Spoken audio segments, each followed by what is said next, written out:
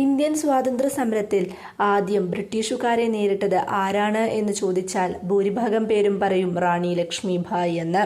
പക്ഷേ അതിനു മുമ്പ് തന്നെ ഒരു റാണി ബ്രിട്ടീഷുകാരെ നേരിട്ട് തകർത്ത് വെച്ചിരുന്നു. അവളുടെ പേര് വേലു നാച്ചിയാർ.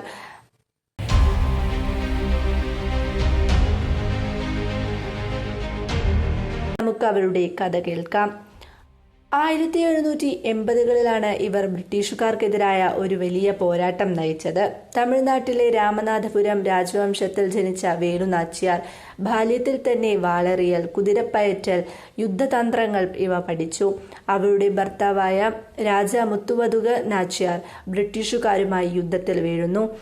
ഭർത്താവിന്റെ മരണത്തിനു ശേഷം താൻ സ്വന്തം രാജ്യത്തെ തിരികെ നേടണമെന്നുള്ള ആഗ്രഹത്തിൽ അവൾ പിന്മടങ്ങുകയില്ല. അവൾ ഹൈദർ അലിയുമായി സഖ്യമുണ്ടാക്കി.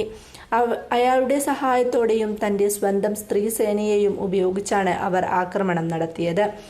ഇന്ത്യൻ ചരിത്രത്തിൽ ആദ്യമായി ഒരുവൻ പ്രസിദ്ധമായ ഒരു സൂയിസൈഡ് സ്ക്വാഡ് ഉപയോഗിച്ചാണ്.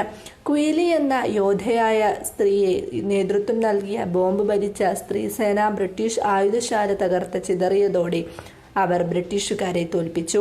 അവളുടെ ഈ സേനയെ ഉടയാൾ പട എന്ന് വിളിച്ചു. തന്റെ രാജ്യം തിരികെ പിടിച്ച വേലു നാച്ചിയാർ പിന്നീട് 10 വർഷം അധികാരത്തിൽ തുടരുകയും ചെയ്തു. അവളെ ചരിത്രം പലപ്പോഴും മറന്നുപോയിട്ടുണ്ട്. പക്ഷേ വേലു നാച്ചിയാറാണ് ഇന്ത്യൻ സ്വാതന്ത്ര്യ സമരത്തിലെ ആദ്യ വനിതാ വിപ്ലവകാരി.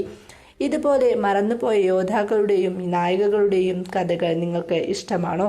അങ്ങനെയെങ്കിൽ ഈ ചാനൽ സബ്സ്ക്രൈബ് ചെയ്യുക.